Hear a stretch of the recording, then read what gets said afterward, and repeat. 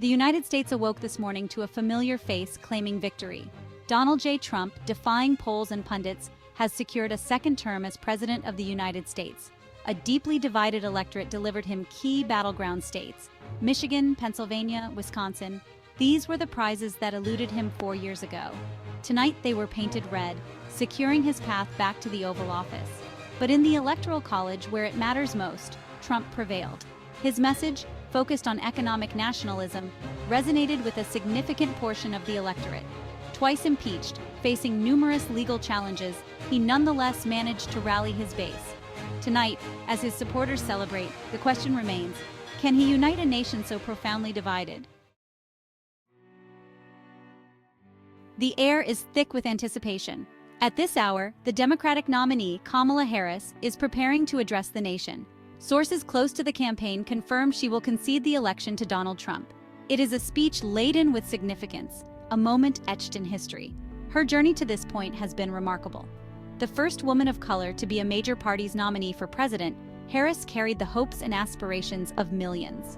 Her campaign, though ultimately unsuccessful, shattered barriers and redefined the political landscape.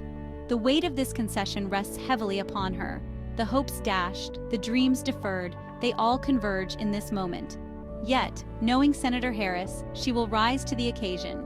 She will offer words of comfort and encouragement to her supporters, urging them to remain engaged in the fight for the future of the nation. The time for her speech draws near. The nation waits, eager to hear what she has to say, what message of hope and resilience she will offer in the face of defeat. Even as celebrations erupt across the country among Trump supporters, prominent figures within the Republican Party are striking a more measured tone. Nikki Haley, former U.S. ambassador to the United Nations and a potential presidential contender in 2028, has called upon Kamala Harris to concede the election. In a statement released moments ago, Haley emphasized the need for national unity. "The time for campaigning is over," she declared. "It is time for us to come together as Americans and begin the process of healing our divisions." Her words echo a sentiment expressed by other Republicans, including several senators and governors. While acknowledging the significance of Trump's victory, they seem acutely aware of the deep polarization that continues to grip the nation. The calls for unity, however well-intentioned, face a daunting task. The political landscape remains littered with the debris of a brutal campaign. Bridging the divide between the two Americas, red and blue, will require more than just words. It will demand leadership, empathy, and a genuine commitment to finding common ground. For Democrats, tonight's results bring a wave of disappointment, a sense of hopes dashed and expectations unmet. The blue wave many had predicted failed to materialize. Instead, they find themselves facing another 4 years of Donald Trump in the White House. The party is now confronted with a period of deep introspection. What went wrong? How did they misjudge the electorate? These are just some of the questions that will dominate the coming days and weeks as Democrats grapple with the reality of their defeat. Some will point to the party's messaging, arguing it failed to resonate with working-class voters in key battleground states. Others will blame the enduring appeal of Trump's populist rhetoric, his ability to tap into a deep well of resentment and anxiety among a significant segment of the population. Whatever the explanations, one thing is clear. The Democratic Party stands at a crossroads. It must now decide how to move forward, how to rebuild and regroup in the face of a resurgent Republican Party. The future of the party, and perhaps the nation, may depend on the choices they make in the challenging days ahead. As the political dust settles, another significant development is unfolding. Sources within the Department of Justice confirm that they are reviewing all federal criminal cases against Donald Trump with an eye towards dropping them. This move, while not entirely unexpected, carries profound implications for the rule of law in America. The Justice Department has long maintained a policy that a sitting president cannot be indicted. With Trump's re-election, this policy effectively shields him from prosecution for any potential federal crimes, at least for the duration of his presidency. Trump's legal team, emboldened by his victory, has vowed to fight any and all legal proceedings against him. They argue that the investigations, many stemming from his time in office, are politically motivated witch hunts designed to derail his presidency. The decision to drop the cases if it comes to pass is sure to ignite a firestorm of controversy. Critics will argue that it sets a dangerous precedent, placing the president above the law. Supporters, on the other hand, will likely applaud the move, seeing it as a victory for justice and a rebuke to what they view as politically motivated prosecutions. Across the United States, reactions to Trump's victory are as diverse as the nation itself. In rural communities and small towns, where Trump's message of economic nationalism resonated most strongly, there is jubilation.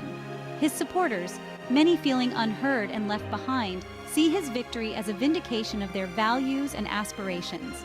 In major cities, however, the mood is markedly different.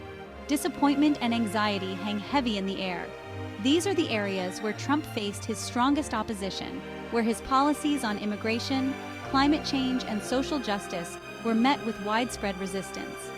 The stark contrast in reactions underscores the deep divisions that continue to plague the nation. Trump's victory, far from healing these divisions, seems likely to exacerbate them. The challenge for him, and indeed for all Americans, will be to find a way to bridge these divides and move forward together. Section 7. Markets surge, a vote of confidence? Wall Street has spoken, and its verdict on the election is clear.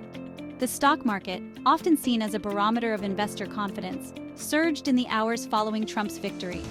The Dow Jones Industrial Average, the S&P 500, and the Nasdaq all closed the day with significant gains. This positive response suggests that businesses and investors view Trump's re-election as a sign of stability and predictability. His pro-business policies, including tax cuts and deregulation, are seen as favorable to corporate profits and economic growth. However, some analysts caution against reading too much into the market's initial reaction. They point out that the stock market is a complex and often unpredictable beast, driven by a multitude of factors beyond just politics. Only time will tell whether this surge in market confidence will translate into sustained economic growth. Section 8. World Watching, Anxiety and Hope. The impact of this election will be felt far beyond the borders of the United States. Leaders and citizens are grappling with the implications of 4 more years of Trump.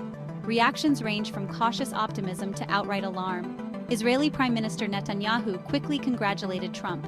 He hailed Trump's achievements in the Middle East. In Europe, the mood is more subdued.